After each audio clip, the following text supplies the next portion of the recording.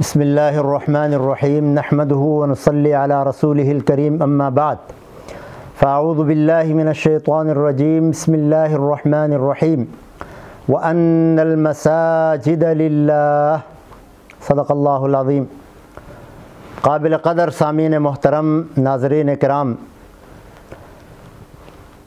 کچھ دنوں سے ایک خبر میڈیا پر گردش کر رہی ہے کہ حکومت سندھ اپنی بدبختی میں اس حد تک پہنچ چکی ہے کہ وہ اب اللہ تبارک و تعالی کے ساتھ لڑائی لڑ رہی ہے۔ دیکھیں، ہر انسان کا جو گھر ہے، جو ٹھکانہ ہے، جو مسکن ہے، بیرونی لڑائیاں تو انسان لڑتا ہے، لیکن اگر کسی کا گھر چھن جائے، کسی کے گھر پہ اگر کوئی آدمی حملہ کرے، کوئی بیرونی دشمن حملہ کرے، تو اس گھر کی حفاظت کے لیے، اس گھر کی چار دیواری کو بچانے کے لیے گھر کا ہر چھوٹا بڑا فرد اپنا آخری سانس تک لڑتا ہے۔ جو آیت کریمہ میں نے پڑھی ہے، اس میں اللہ تعالیٰ فرماتے ہیں کہ مساجد تو اللہ کی ہیں، وَأَنَّ الْمَسَاجِدَ لِلَّهِ، یہ جتنی بھی مساجد ہیں دنیا میں وہ اللہ کے گھر ہیں، اللہ کی طرف اس کی نسبت ہوئی ہے۔ یہ نسبت تعظیمی ہے، نسبت تشریفی ہے۔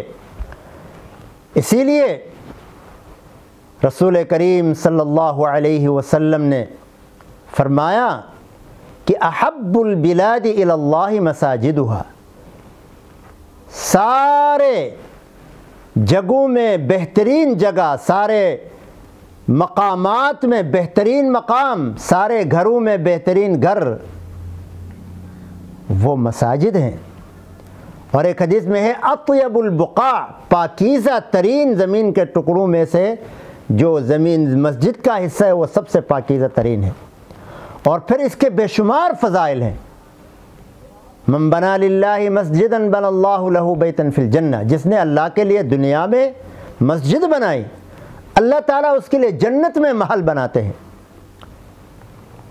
اب سندھ کی بدبخت حکومت، تازیہ رپورٹ قریبی اور بالکل ابھی قریب کی بات ہے، سندھ کے ہائی کورٹ کے اندر جسٹس گلزار احمد بدبخت اور شقی القلب آدمی نے طارق روڈ کے اوپر مدینہ مسجد بنی ہوئی ہے، جو تقریباً 1980 میں بنائی گئی ہے، 1994 میں NOC لی گئی ہے، باضابطہ حکومت سے رجسٹرڈ ہے، کاغذات اور نقشہ موجود ہے، اس کو گرانے کا حکم دیا ہے۔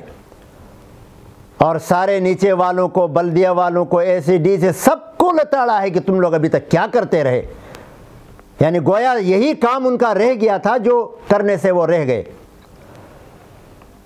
میں کہتا ہوں گلزار صاحب، تم اپنی بدبختی کو دعوت دے رہے ہو، اللہ کے قہر اور اللہ کی جبروت اور اللہ کی پکڑ کو تم دعوت دے رہے ہو۔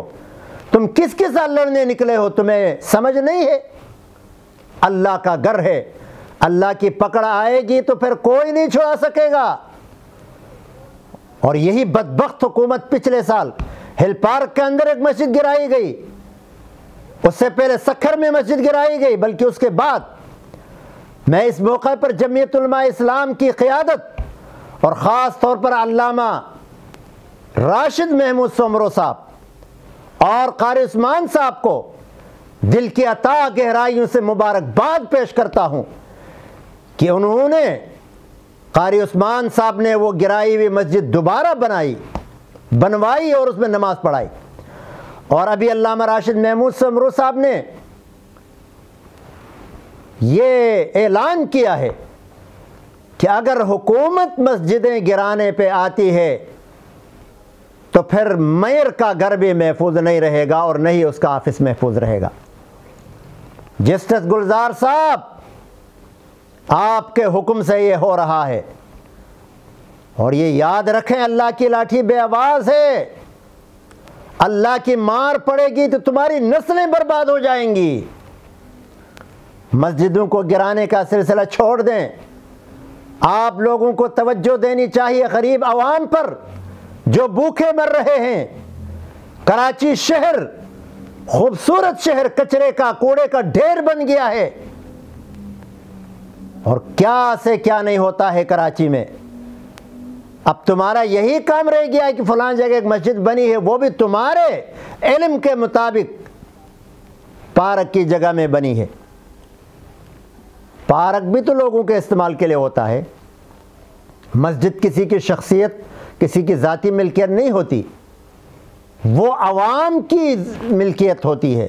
اللہ کا گھر ہے جس میں عوام نماز پڑھتے ہیں، اور اگر مقامی لوگ اپنے مشورے سے کسی جگہ کو مسجد کے لیے سلیکٹ کریں تو دراصل وہ حکومتی جگہ کیوں نہ ہو، عوام کے استعمال کے لیے وہ جائز ہے، کیونکہ وہ جگہ بھی حکومت کی ہے، عوام بھی اسی ملک کے ہیں۔ اس لیے اپنی توجہ جہاں دینی چاہیے وہاں دیں، غریب عوام کے مسائل حل کریں، مشکلات حل کریں، پانی کی نکاسی کا بندوبست کریں۔ بارش میں لوگ کتنے پریشان ہوتے ہیں، ندی نالیوں کے پانی جو ہے وہ لوگوں کے گھروں میں داخل ہوتا ہے، آپ اس میں توجہ دیں۔ اللہ کے گھروں کو گرانے کے علاوہ اور کوئی کام نہیں رہا آپ کے پاس، اور بتائیں کہ آپ کس کے ایجنڈے پہ کام کر رہے ہیں۔ ایک اسلامی ملک جس کی بنیاد ہی لا الہ الا اللہ محمد رسول اللہ پر پڑی تھی، آپ اس ملک کے اندر اسلامی شعائر کو گرانا چاہتے ہیں، اللہ کے گھروں کو گرانا چاہتے ہیں، اللہ کے گھروں کے خلاف فیصلے صادر کرتے ہیں۔ اگر ایسا کیا، اور وہ بھی اتنا ارجنٹلی تم نے آرڈر دیا ہے کہ ایک ہفتے کے اندر مسجد گرائی جائے، ایسا کبھی نہیں ہوگا انشاءاللہ۔ جس مسلمان کے دل میں کلمہ ہے، ایمان کی حرارت ہے، وہ مسجد کے تحفظ میں ہر قسم کے طوفان سے لڑ جائے گا، یہ یاد رکھیں آپ۔ لیکن میں آپ کو باور کرانا چاہتا ہوں، باخبر کرانا چاہتا ہوں کہ آپ اپنے اس مذموم ارادے سے باز آ جائیں اور اللہ کے غضب کو دعوت نہ دیں۔